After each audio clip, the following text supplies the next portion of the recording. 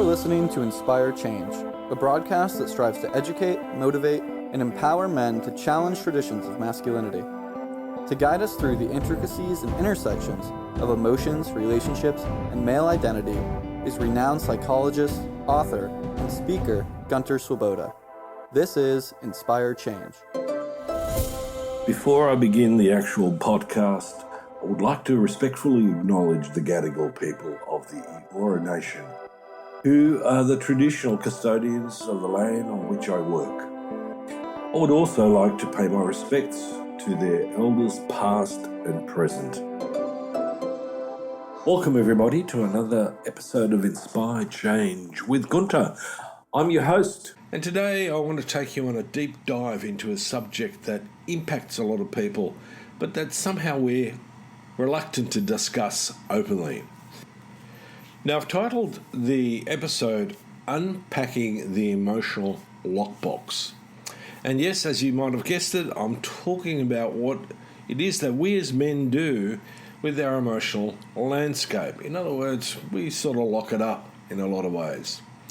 Now, in my research on all things masculine, psychotherapy, training, all sorts of stuff that I get into, I ran recently across a term that I hadn't run across.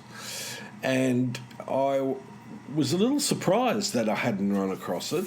And that term is normative male alexithymia.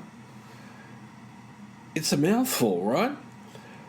But hopefully by the end of this episode, you'll understand what it means and why it's fundamentally crucial for us to talk about. And it's not just about talking about men and our challenge with expressing emotion. There's a bit more to it than that. So let's take this very mouthful of a label and let's explore what it is that we're talking about.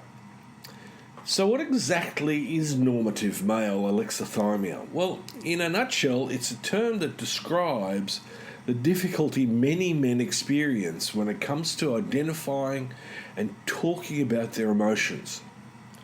Now, you got to remember that this isn't a clinically diagnosed condition like PTSD or generalized anxiety disorder.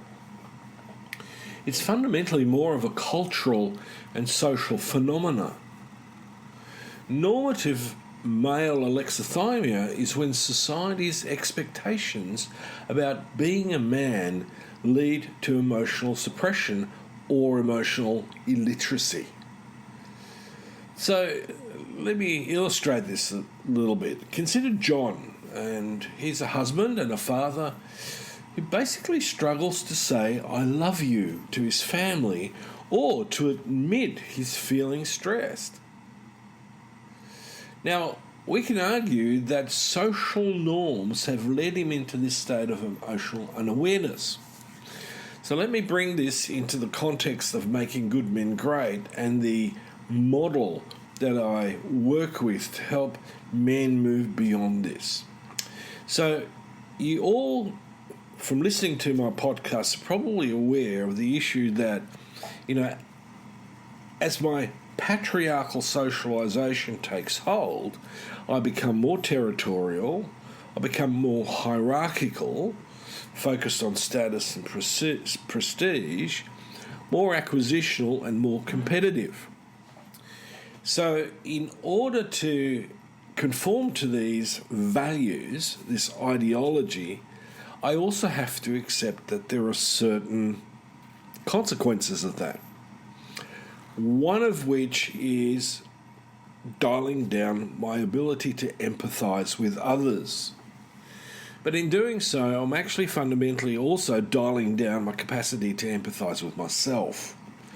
And one of the things that emerges with that is that my emotional vocabulary shrinks, or as I suggested earlier on, is either suppressed or I get to a point where I'm fundamentally emotionally illiterate. So in order to conform to my socialization, I'm basically putting my emotional being at risk. I reduce it. So my ability to actually face connection with others becomes significantly challenged and is significantly challenging. Because part of that is I can't appear vulnerable, so I can't really talk about my emotions. I can express anger, usually as a behaviour, but not necessarily verbally. Or I might shout, throw things, whatever it is. It's more of a behavioural thing, not so much talking about what it is that I'm feeling. Because if I acknowledge, yes, I'm angry, the question might need to be addressed, why am I angry and what might be underneath that anger. So let's take a little bit more of a look at the sort of socio-cultural roots. And as I said, this is an adherence, right? So normative male alexithymia is an adherence to the patriarchal ideology. And so being socialised in it, I conform to it. Now, society in that context is fundamentally patriarchal. Our culture is fundamentally patriarchal. And what our society mostly tells us, although we're challenging this step by step, is that it tells men to man up or stop being emotional. Now, very rarely is it expressed that explicitly, stop being emotional. It's more like, pull your socks up, man up, get over it.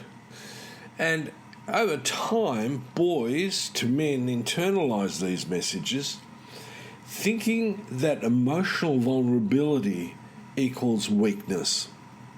So if I express what it is that I'm feeling, one is I'm weak, and secondly, I'm going to be pushed off my social perch, one that I've struggled and strained to carve out for myself. All right? One of the things that we know from primate research is that primates are prone to depression when they lose their position in the group. And so they eventually become sick and then die. So despite what a lot of people say about depression being a physiological, disorder, it's not quite like that. There are physiologies that are attached to the disorder, but depression is both a disorder of thinking, but also a displacement from your sense of social place. Very important to remember that. I've got a special announcement about how you can work with me. Since starting this podcast, I've had a lot of inquiries from listeners asking how they can work with me on a one-to-one basis. Now, I finally managed to free up some time to work with about 5 clients privately. Typically, we'll work together for 6 months, applying the ideas I discuss here to help you lead a fulfilled, meaningful, and happy life, and a well-rounded life. If that's something you'd be interested in, drop me an email at gunter@goodmengreat.com and we'll be in touch. There was a Dr. Sarah Roberts, a sociologist, who points out that these emotional norms begin in childhood and often persist in adulthood, affecting relationships, careers, and even health. No kidding. So this particular form of emotional stoicism actually doesn't do anyone any favours. Now, the problem is that when boys grow up in a patriarchal family where the father conforms strongly to the patriarchal norm, the boys actually grow up to be more patriarchal than the dad. So you can sort of see where this is going. We're fostering more and more emotional suppression and potential emotional illiteracy. And it's a really disturbing picture.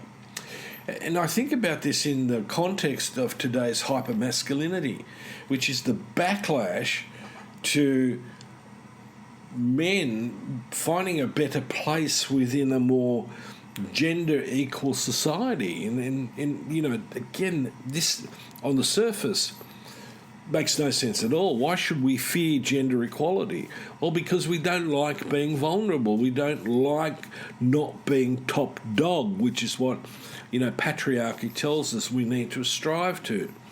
So, that again, we come back to that whole concept of the alpha male.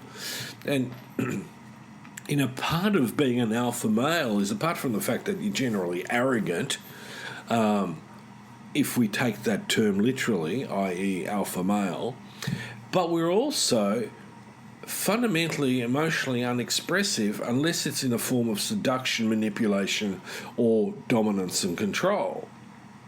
Okay, so we use language that we find might work in that context.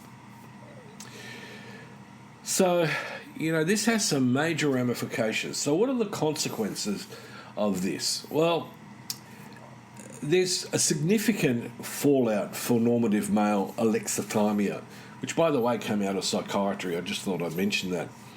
The inability to express emotion isn't just an individual problem. As I've hinted just earlier, it has a ripple effect. Mentally, it can lead to increased stress and even undiagnosed mental health conditions, but also cultural, social, family dynamics that are fundamentally not healthy. Now, let's tap into the physicality of this. Believe it or not, emotional suppression has been linked to cardiovascular problems and a weakened immune system. And in relationships, this emotional distance creates a wall that can lead to misunderstandings, dissatisfaction, and in severe cases, divorce. And interestingly enough, divorce is on the increase. So, this has a pervasive impact. It also means that one of the issues that we have is that men continue to be, to a point, reluctant to expose themselves, firstly to other men, and then secondly in therapy. Okay, so you're probably asking, well, how do we break the mold? What do we do? Now, the good news fundamentally is that we can break this mold. And in my model, I talk about deconstructing patriarchy and beginning a journey of personal growth wherein I begin to change my relationship with myself that doesn't rely on the patriarchal ideology. It actually comes from something else, a better set of values. Okay? Now, if I put it in a nutshell, right, the first step is that we need to begin to foster emotional intelligence, both individually and as a society.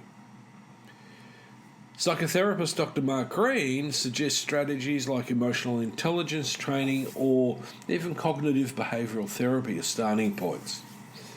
Now, for those of you at home, without going into therapy, try journaling your emotions or speaking openly with trusted family members or friends. And for the loved ones of men who are struggling with this, give them a safe space to help them to express themselves emotionally. Now, in my experience, a large part of this is actually bringing men in touch with, firstly, their body, and then how they label the awareness that they have of these sensations with an emotional vocabulary. And for me, this has been probably the most successful way of helping men to become more open to their emotional inner world. Right? It's, to be able to sit quietly and experience your body and the sensations with that, and what this level of tension might mean emotionally. Can I put a word to this? Right? So it's not a quick fix. It takes some time, it takes some practice, but it's certainly worthwhile doing because, if you're going to be better in yourself, then you're going to be better with others, and your world becomes, has greater depth and, better colour. It's a bit like, going from a black and white TV to a high definition 5K screen. So, there are questions that I sometimes get asked by women, especially, women in relationships and marriages, where they ask, how can I help my husband open up emotionally? And one of the most important things I think about this is that you need to be able to provide a non-judgmental space for your partner to step into, and being able to acknowledge and validate what he's feeling, even when it seems to be, as simple as, I just feel really bad. This is the point where you don't unload on him how bad you are feeling, but it's the point where you engage with some empathy and you acknowledge and validate what he's feeling, and then try to help explore that. Where is that coming from? What's it about? And active listening at this stage of the relationship is fundamentally important, because men very quickly shut down. If they get a sense that you're not cool with what he's feeling, or that your feelings are more important than his, he's going to shut down. And with that shut down, you ultimately risk the demise of your relationship. That's not going to be, bed of roses for him either. And in fact, a lot of men become sensitive to rejection and abandonment, not because they might have had it as a child, but because they've tried several relationships wherein the same thing repeats. Now, some men defend against that by going, it's all her fault, while other men will begin to go, there must be something wrong with me for all these women to have left me. Okay, so some very important food for thought, and I'm going to wrap this episode today. I hope that this particular conversation has enlightened and encouraged you to challenge those sort of patriarchal ideologies that we carry on with, the social norms that aren't serving us well. Remember, making good men great is about deconstructing patriarchy, and by helping men to enrich their personal and relationship experience, to be more present, to be more intimate, to be more self-aware, and ultimately to be more resilient. So join me next week as we'll tackle another topic aimed at inspiring positive change in our lives. So this is me, Gunter, signing off, and I hope that you'll subscribe and join me on our collective journey to being better than what we are. Love to hear from you.